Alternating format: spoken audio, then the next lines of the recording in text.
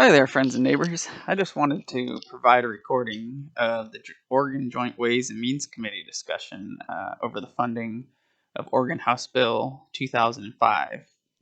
This is for anybody who's interested in listening and learning more about this bill.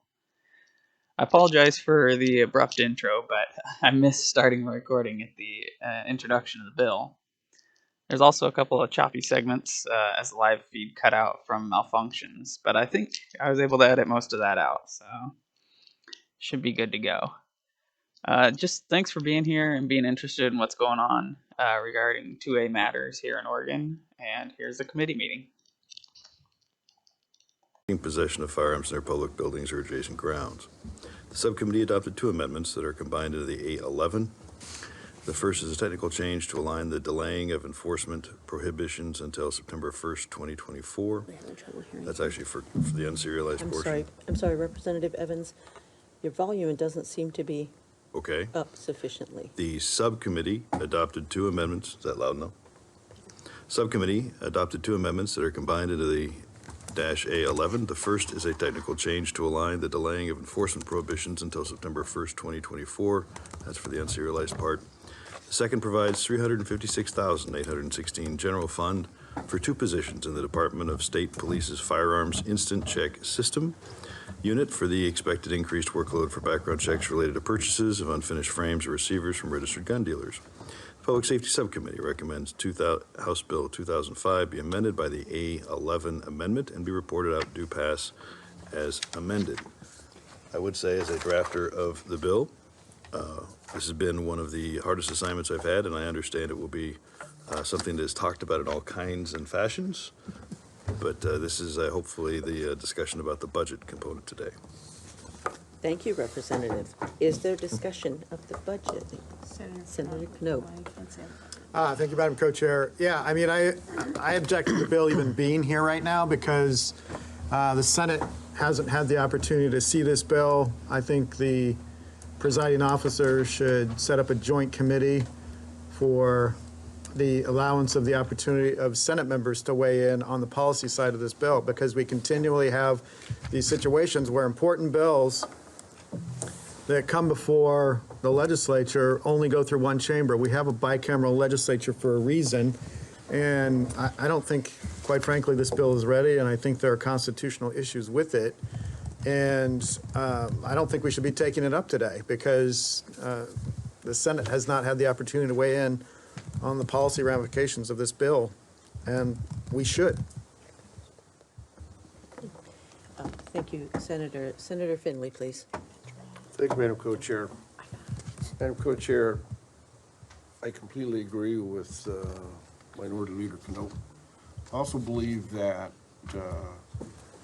financial impacts to local governments is not related and not talked about at all, and it's a significant impact. I do not believe that the two positions for $356,816 is an adequate number and a reflective number of what really the cost will be. There's currently 14,000 backlogged background checks for normal stuff in OSP right now. They're at least 60 to 75 days behind. They're trying their best to get ahead. I don't think this actually reflects it, and I have huge issues with the policy throughout this measure. I would really like to have a time to have an in-depth policy discussion on this measure. Thank you. Thank you, Senator. Senator Gerard, please. Thank you, Madam Co-Chair. Could we get Elsie up here that wrote the draft, please? We can give them a call. We didn't know ahead of time that they were going to be needed. Just to clarify, I ran into Dexter on the way into the building, and he said that Jessica McAfee is here and available if we so request. And hear from Legislative Counsel, Jessica McAfee. Thank you.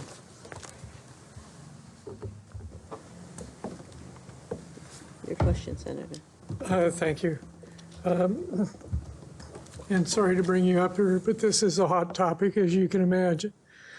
Okay, the Constitution, the Second Amendment reads, "A well-regulated militia being necessary to secure the free state, the right of the people to keep and bear arms shall not be infringed."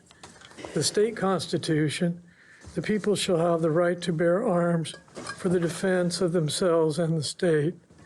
Is this bill constitutional? Good morning, members of the committee. Jessica Menifee from Legislative Council. Good morning, co-chairs and Vice Chair Girard.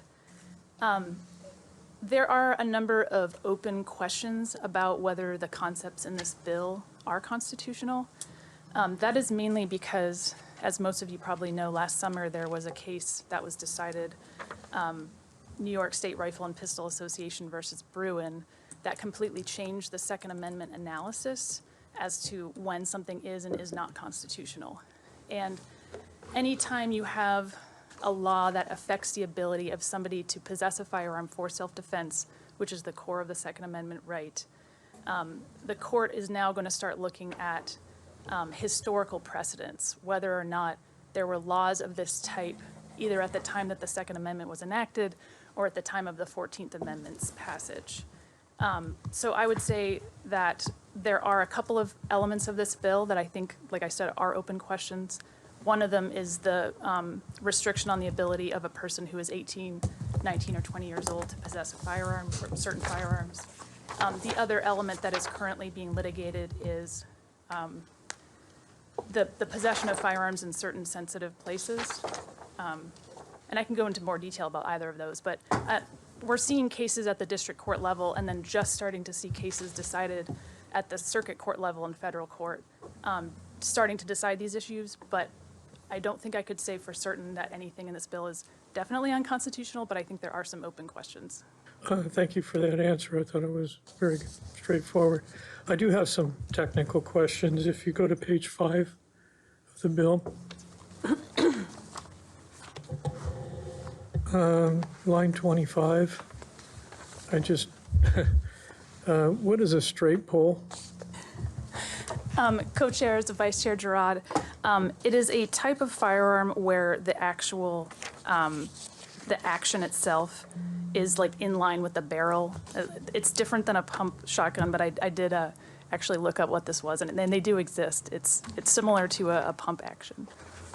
All right. Line 29, what's a break?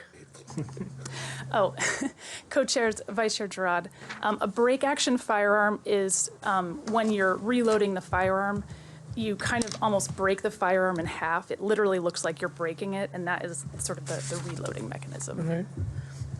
I have a question. Line 23, B, it says a double barrel shotgun, and then line F, you have a shotgun and then you have a break. Both of those, that's kind of redundant then, is it not?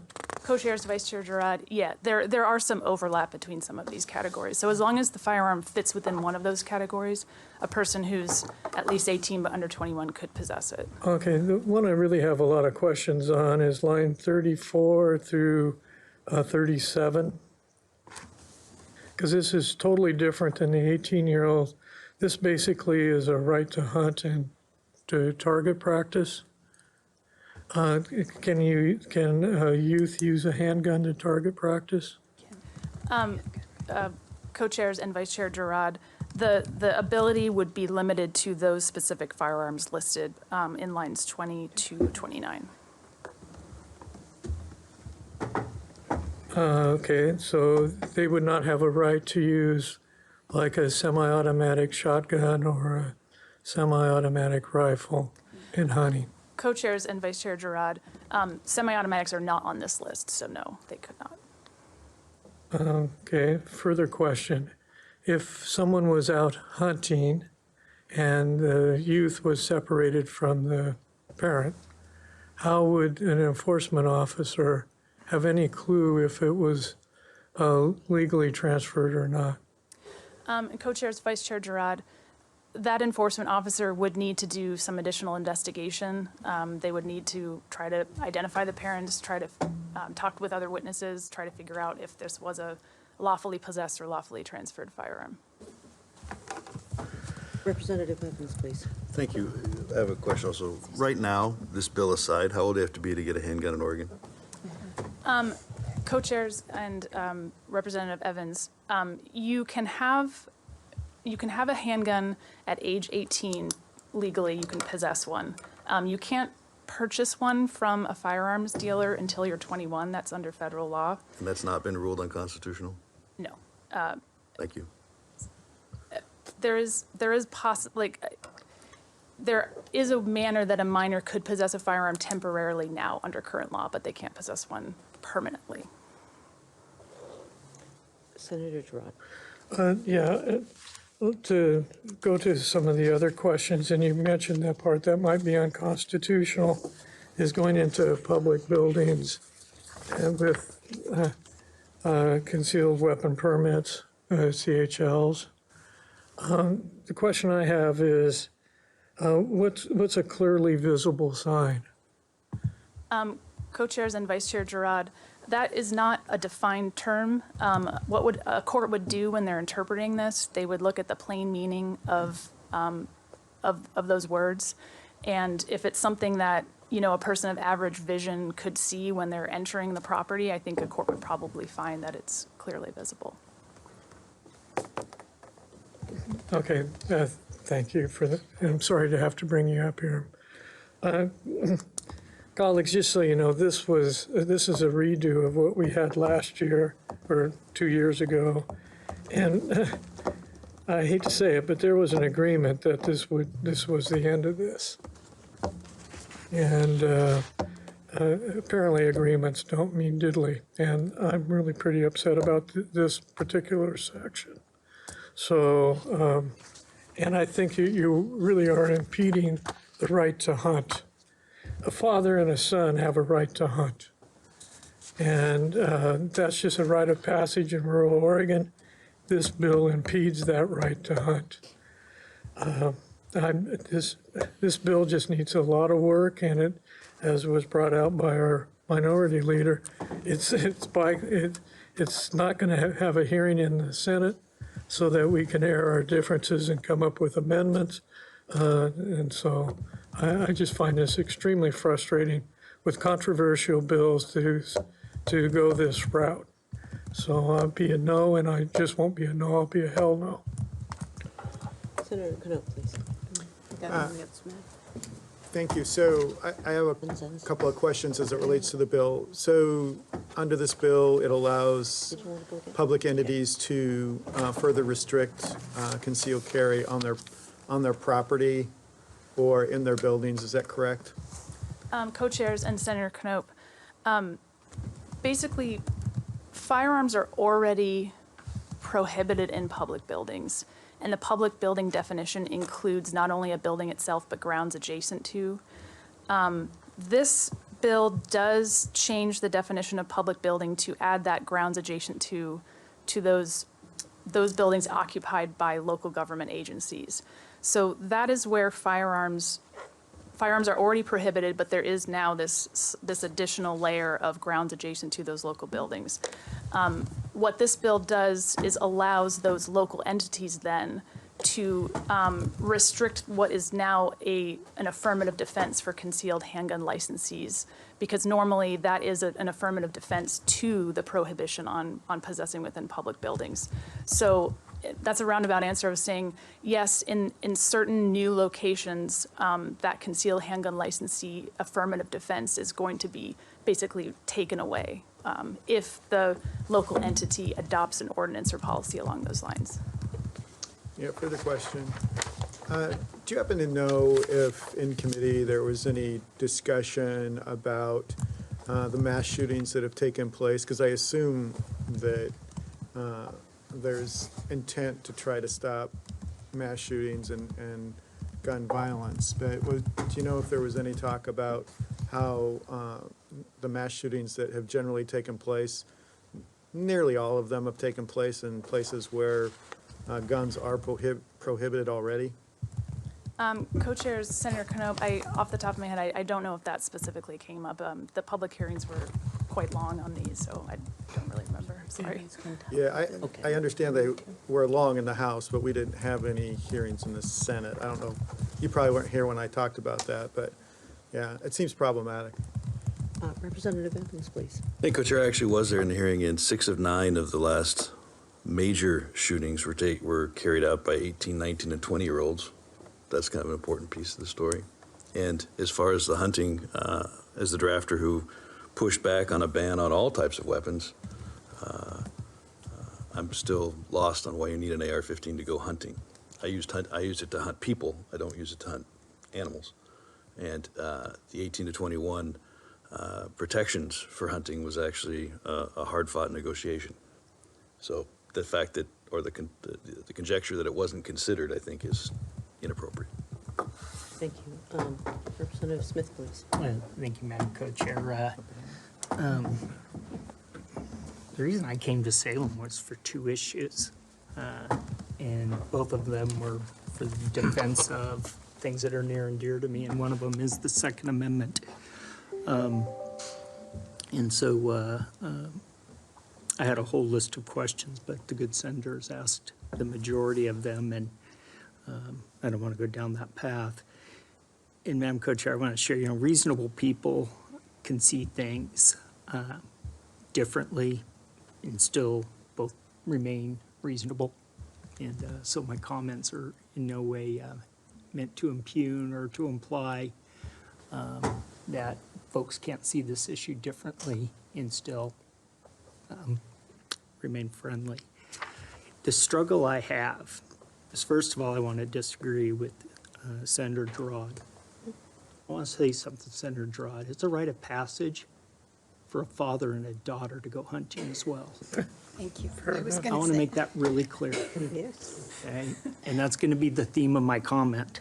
and mothers. I have a beautiful 19-year-old daughter, and I want to know, what did she do wrong to have this imposed on her? I don't care about my 4 boys. They can go figure it out. I want to know, what did my beautiful daughter do wrong to where she can't protect herself? I don't get it. On the House floor the other day, we had a bunch of bills, and let's all be honest, it's gimmicky politics. We all know that. But I don't understand why reasonable people can't come together and say, you know what, we've got to figure out how to eliminate mass shootings without punishing young women like my daughter. I don't know what she did wrong. She's done everything correctly. She's done her Head Eagle. She's gone to hunter safety. She sat through concealed handgun classes, even though she's not eligible yet. That's 21 and over. I would contend, maybe I'm wrong, but other than 2 or 3 in this room, she could take apart a gun and put it back quicker than almost anyone else in this room. What did she do wrong? So now I'm the father of this beautiful daughter. She is away from my home.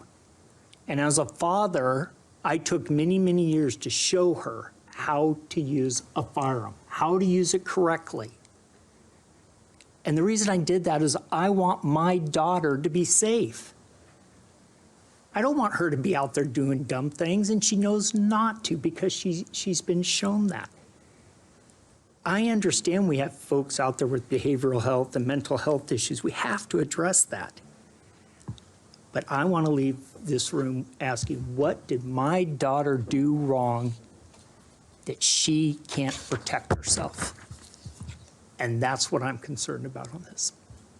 Again, gang, reasonable folks can see things differently. I respect all of you, but that's how I feel on this issue. Thank you. Senator Finley, please. Thank you, Madam Co-Chair. Madam Co-Chair, I still, as I look through this, there are what I consider to be huge issues. Representative Smith's comments were spot on. A right to passage, a right of rural Oregonians is, my 12-year-old grandson, I bought his first gun when he was 3. He went out hunting on his own at 12. After successfully completing the hunter safety course, we have a requirement that must occur. But the gun that his preference and he shoots is not listed on here so he can have. It's a rimfire 17. Said the guns in here can only be a 22 caliber. He also has an over and under shotgun. It's not on this list. So I think, without an opportunity to amend and look through the bill and the development of it, which we should have had, we missed a lot of opportunities. Representative Smith's comment as a father of two girls, I absolutely hear what he's saying. So I'm a very hard no, and I think it's a travesty that we can't have adequate conversation and development of this bill. Thank you. Senator Gelser-Bluin, please.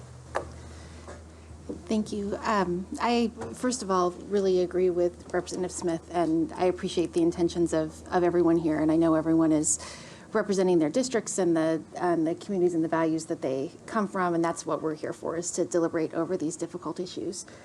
I think I look at this in a different way in terms of balancing the risk and safety. I have no interest in getting in the way of mothers and daughters or fathers and sons or grandfathers and grandchildren or cousins, anyone, having experiences together, including hunting. However, I also know that we have many families who are missing other rites of passage that I think are also very important. High school graduations, proms, kindergarten graduations, and we have seen far too many of those over the last number of years, generally at the hands of people under the age of 21 who just do not have the capacity. They are not mentally ill. They are not people with disabilities. They are young people who have not completed their brain development to be able to manage their impulses and be able to take a high capacity firearm into a public place, in my opinion. I know that my constituents talk to me a lot and ask me to please do what I can to help make this stop, to make sure that we are not putting firearms that young people don't have the capacity to manage in their hands. I have another perspective on this in terms of safety. I think many of us here have sons and daughters, and we all want to protect them.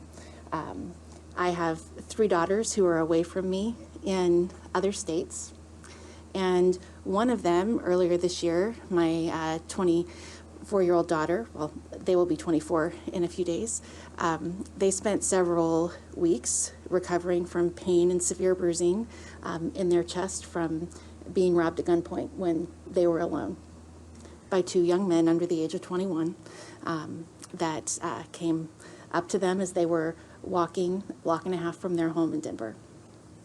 If they, my daughter, had had a firearm with them at that time, I don't know that they would have been able to call me to tell me that story. At that moment for them, that would not have been a good outcome. So I absolutely agree and sympathize with that desire to protect. And I can tell you, I never expected to get a call from my kid from a number I didn't recognize saying, "Hey, Mom, I just got robbed at gunpoint." But it didn't change my mind about this, because I don't think that would have fixed their situation.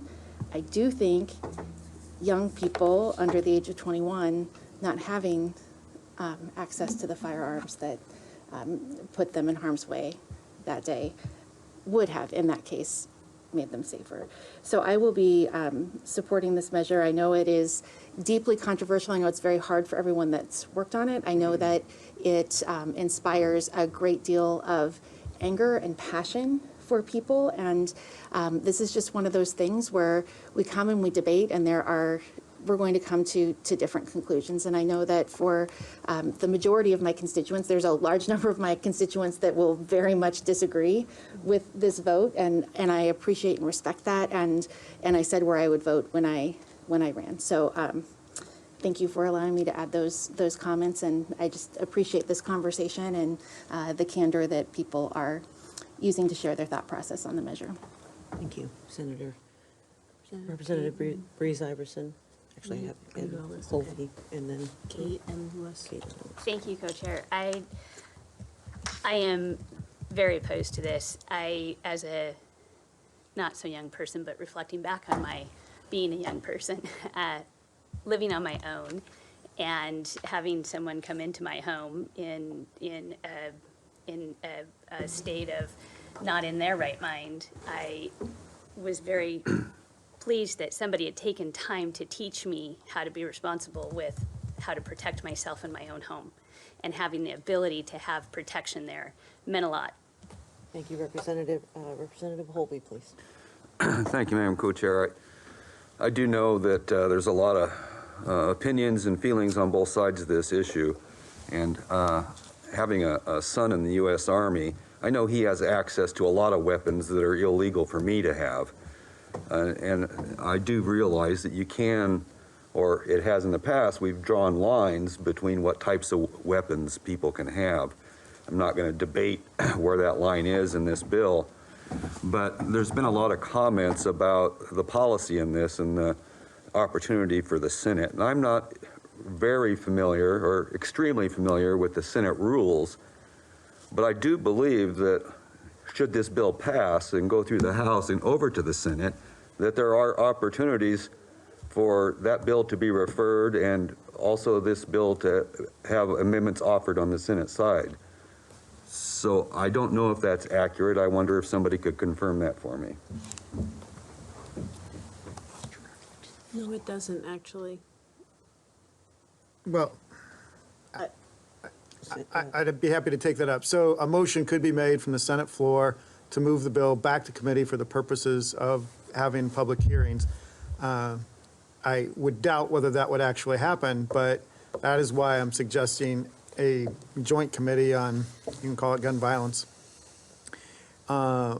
before this is taken up on either side, because I do think there are some serious flaws to this bill that could be mitigated.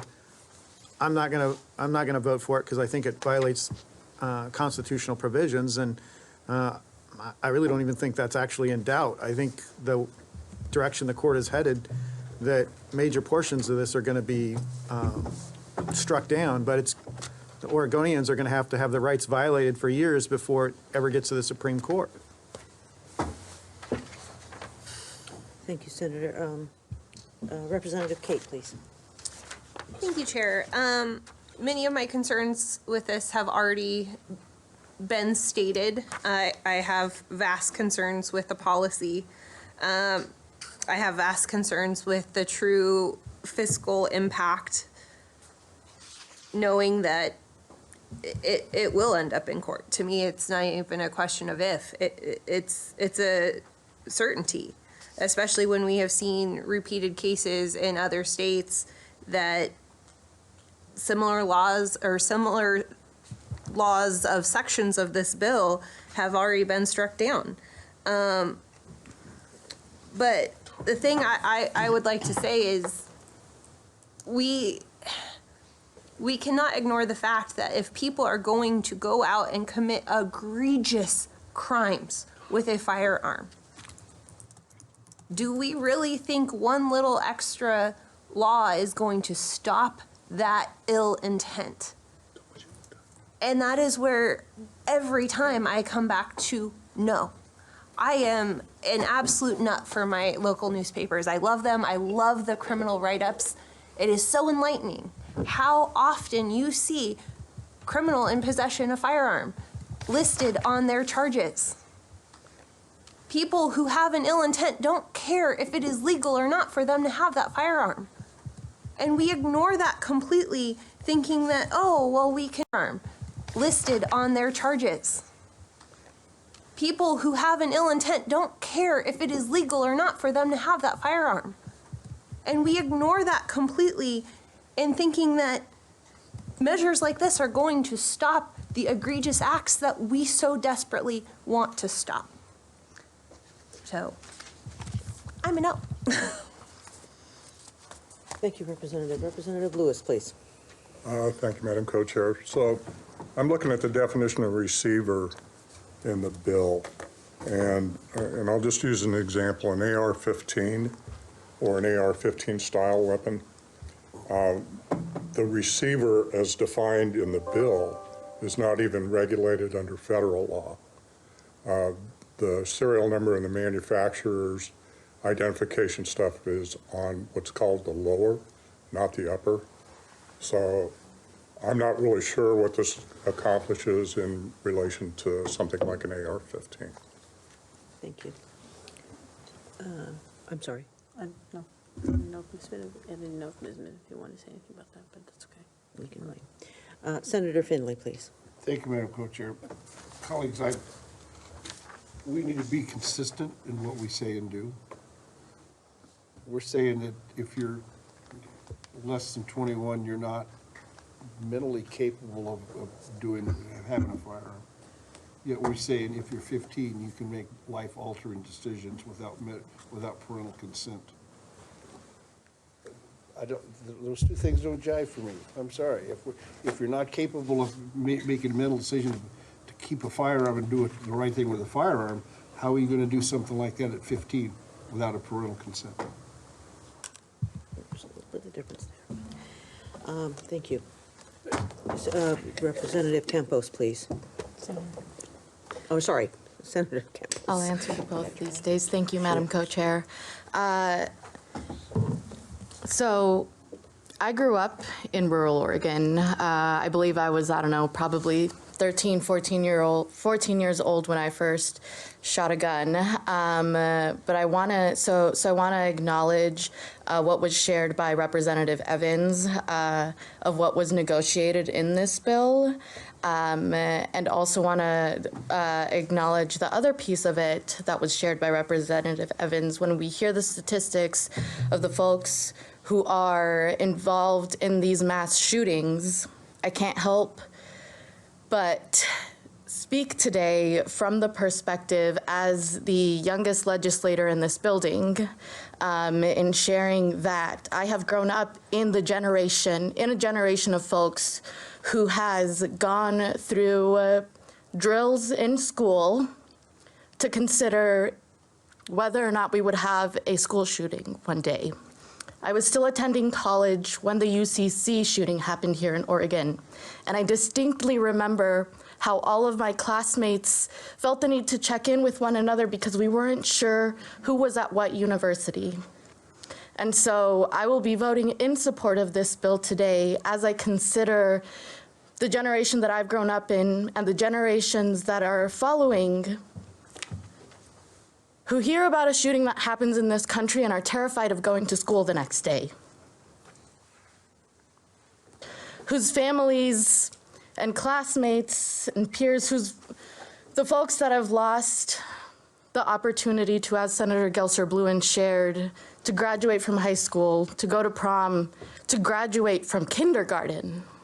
And so when we talk about the fiscal impact in this room, in this space, it's hard to think about talking about the piece here where we're trying to do good and saying, hey, we should take a pause here at the 300,000 because we've seen the photos of the ramifications of the accessibility of these high capacity rifles.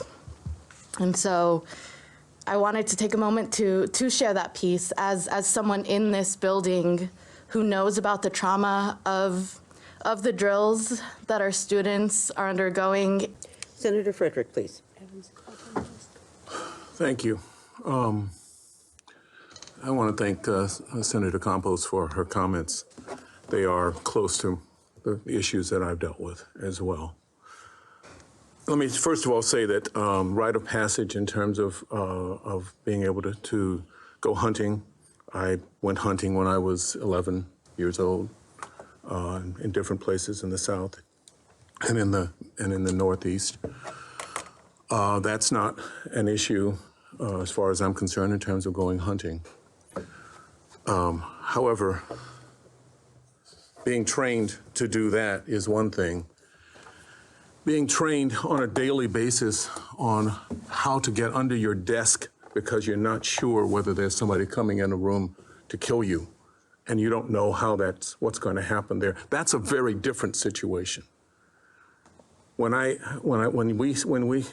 go to Burns and I see somebody walking down the street with a gun or with a long rifle over their shoulder, I wonder whether they're hunting ducks or antelope. When I see somebody walking down my neighborhood with a long gun over their shoulder. I want to know who they're hunting. When I see the kinds of, the number of guns that are available, the accessibility of guns that are available in my neighborhood, when I realize that most of the kids the kids that I see, whose funerals I go to, are there because of the incredible access they have to weapons. That's a very different thing than talking about going out and shooting and going for hunting. That's a very different thing than you're talking about in terms of a rite of passage. The rite of passage that drives me nuts is the rite of passage that my neighborhoods, my neighbors have to go to funeral after damn funeral. That's the rite of passage that we're dealing with. So it's not whether you have a particular kind of gun. It's the fact that we have so many damn guns out there. So many of them. And the kids that I deal with worry about whether they're going to live when they go to school, when they go to the grocery store, when they go to the mall, when they go to the movie theater.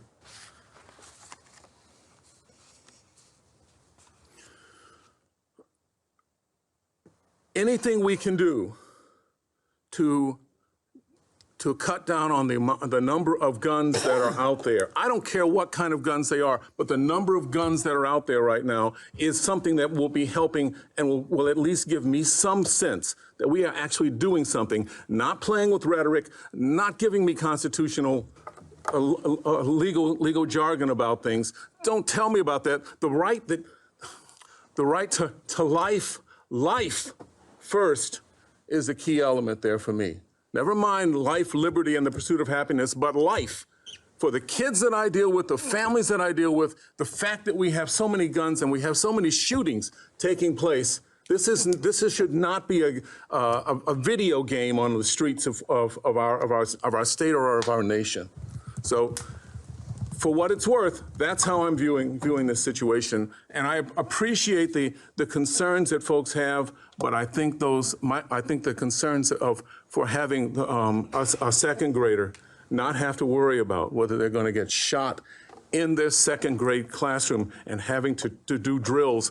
I did drills for nuclear war. I did those drills. I did all those drills as well. That was nuclear war. I was concerned and worried about that. The kids now are worried about this each day. Their parents are worried about this each day.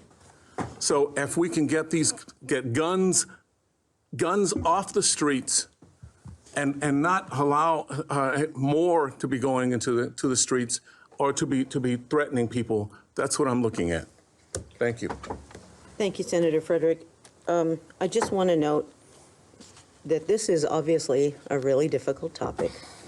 There are a lot of other people in the queue who want to have a moment to voice their opinion or their concern. We may not ever get to the exact right thing here. We may just not do it. But the fact of the matter is that this bill is attempting to do something. The fiscal itself is designed specifically for the positions that are being required by OSP to do this work. We can discuss this for a very, very long time if we want to, but, depending on how long y'all want to stay, we still have other things we have to do. But I will just say it, I will take the privilege of actually saying that while I appreciate every single argument that has been made, I really, truly do. Because as someone who grew up in a rural area, I shot my first gun at 5, right? My family, we're natives, we're hunters, we're military people. We have all of this history along with everyone else. But not everybody has that same privilege of having someone teach you how to do those things. We just don't. And we are living in a moment in time where there is significant trauma in our country, in our world. And we can say that it's access, and we can do something about the access. We can say that it's mental health, and we have to figure out how to pay for that mental health. That is the reality of that situation. We can say there's lots of different pieces to the issue here, but this legislature is trying to do something about this issue right here at this moment in time with this particular bill, the piece that we're dealing with right now, yes, it may not, there may be there may be legal challenges to it, and there may not be. We don't know at this moment in time. What we are trying to move right now is a bill, unfortunately, and I'm going to just pull it back to this for this moment in time. There is a fiscal on this bill, that's why it's here. And it may not be enough. It may not be enough to deal with all of the backlog of requirements that we have. But it may be. And we may come back to it at some point and add more, because we need to. So I don't want to stop all the discussion right this very moment, but I do want to just say that it actually is, I mean, we are moving into more of our time. We're supposed to be done. I think people have things they need to do. And yes, this is definitely the policy pieces that people want to discuss and feel like we didn't maybe get the chance to do that. And I'm sorry for that. But unless there's a question right now and more discussion at this point in time in terms of the fiscal aspect of things, I'm going to ask that we come to a close here and actually have this vote.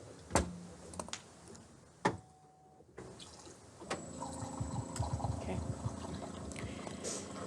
So, and of course, I'm going to ask for a roll call vote, of course. Senator Hansel's excused. Senator Frederick?